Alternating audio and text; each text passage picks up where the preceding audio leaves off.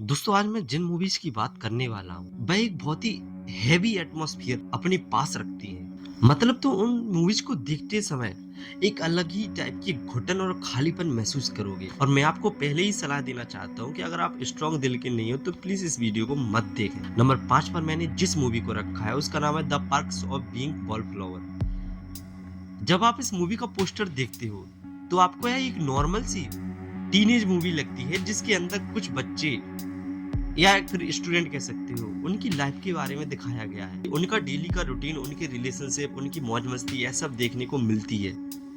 इसके साथ ही आपको उन बच्चों का स्ट्रगल भी देखने को मिलता है। लेकिन जैसे जैसे आप इस मूवी की गहराई में जाते हो, इस मूवी का मेन कैरेक्टर चार्ली, आप उसके दिमाग के साथ कनेक्ट हो जाते हो। उसके दिमाग का खालीपन आपको अलग ही महसूस होने लगता है। उसको शॉर्ट टर्म मेमोरी लॉस होता है, वह चीजें भूलता है गजनी के जैसे कि अगर 15 मिनट पहले कोई चीज याद थी वो थोड़ी देर बाद भूल जाएगा। ऐसा सब कुछ चलता है जो कि थोड़ा सा नॉर्मल भी लगता है। लेकिन मूवी के क्लाइमेक्स में जब तुम उसके ट्रॉमा जो कि एकदम से बाहर आता है, जिसे तुम रिप्रेस्ड ट्रॉमा कह सकते हो, जो उसके साथ बचपन में हुआ था, जब तुम्हें वह पता चलेगा ना भाई, तो तुम्हारे पैरों के नीचे से जमीन खिसक जाएगी और यह तुम्हें सोचने पे मजबूर कर देगी कि कोई व्यक्ति जो कि बाहर से एकदम नॉर्मल दिखता है, शांत स्वभाव का लगता है, वह मेरे अंदर कितनी सारी राज दवाएं होता है। जो अगर आपको इंसानी बिहेवियर को अच्छे से परखना है तो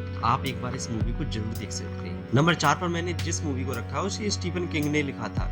स्टीफन किंग का नाम सुन लिया है तो इसको पेनीवाइज या द शाइनिंग से कनेक्ट मत करना है, क्योंकि यह मूवी उन सबसे बहुत ही अलग है। यह 1995 में आई थी, जिसका नाम है डोलोरेस क्लाइबोर्ने। मैं शायद उसको प्रोनाउंस सही से नहीं कर पा रहा हूँ। इस मूवी की कहानी डोलोरेस नाम की एक नौकरानी के अराउंड घूमती है, जिसके ऊपर इल्जाम है कि उसने अपनी मालकिन को मार दिया। कुछ टाइम बाद उस मालकिन की लड़की उस घर में आती है और कोइंसिडेंस वह नौकरानी भी अभी भी वहीं पर काम कर रही है और उन दोनों के बीच में जो नफरत की दीवार बनती है, वह वो जाहिर सी बात है, कोई भी होगा अपनी माँ के कातिल से नफरत तो करेगा ही। लेकिन जैसे जैसे आप इस मूवी के अंदर घुसते जाते हो, आपको उस फैमिली के पास्ट के बारे में ऐसी ऐसी चीजें जानने को मिलती हैं कि आपको इस मूवी को देखने का पॉइंट ऑफ व्यू बिल्कुल से ही चेंज हो जाता है। और यह मूवी आपको जो ट्विस्ट देती है, मजा ही आ जाएगा। एक बार जाके जरूर देखें। और फिर यह क्लासिक हॉलीवुड मूवी है तो इसके बारे में क्या ही कहें। नेक्स्ट मूवी का नाम है लकीएस्ट गर्ल अलाइव,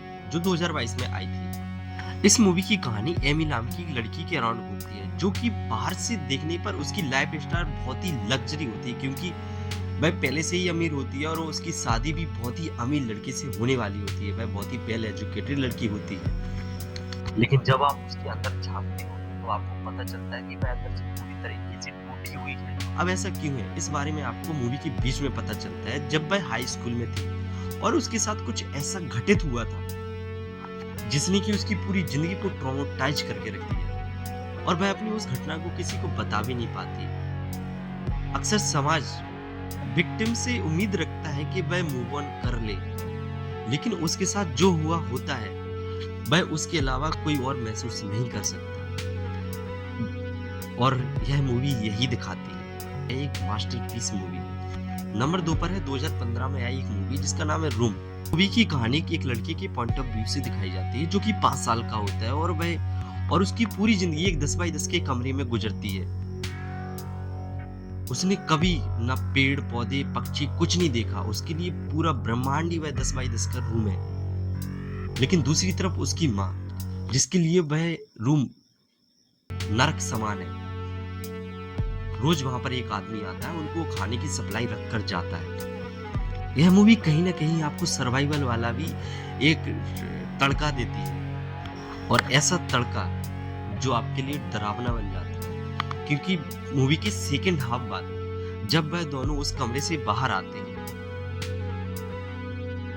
तो बाहर की दुनिया उनके लिए और भी भयानक हो जाती है। अब ऐसा क्यों है वो तुम इस मूवी के अंदर देखना। यह मूवी बहुत ही डीपली थॉट अपने पास रखती है और एट द एंड तुम एक ही बात बोलोगे कि कभी कभी आजादी भी हमारे लिए सबसे बड़ी सजा बन जाती है, और यह मूवी यही साबित करना चाहती है। और नंबर 1 पर जो मूवी है, मैं पर्सनली बताऊं तो मैं इसे किसी को भी रिकमेंड नहीं करना चाहता। यह मूवी सच में इतनी डार्क है, जो अगर आपको लगता है कि आपकी लाइफ बहुत ही खराब चल रही है, तो आपको यह मूवी एक बार ज़रूर देखनी चाहिए। इस मूवी की कहानी एक 16 साल की ब्लैक लड़की के अराउंड घूमती है, जो कि बहुत ही ओवरवेट है, जिसे पढ़ना लिखना नहीं आता और वह अपनी माँ से रोज़ शारीरिक और मानसिक टॉर्चर सहती है। अब जो मैं आगे बताने वाला हूँ, वो सच में आपका दिमाग खराब कर देगा। वह अपने पिता के बच्चे की माँ बनने वाली होती है। Can you believe it?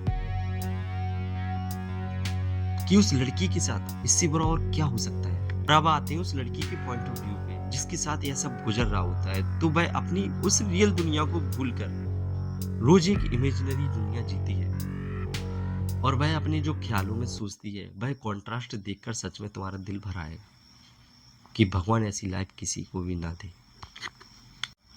यह मूवी हमें समाज का वो आईना दिखाती है जो हम अपनी आंखों से कभी देख ही नहीं सकते।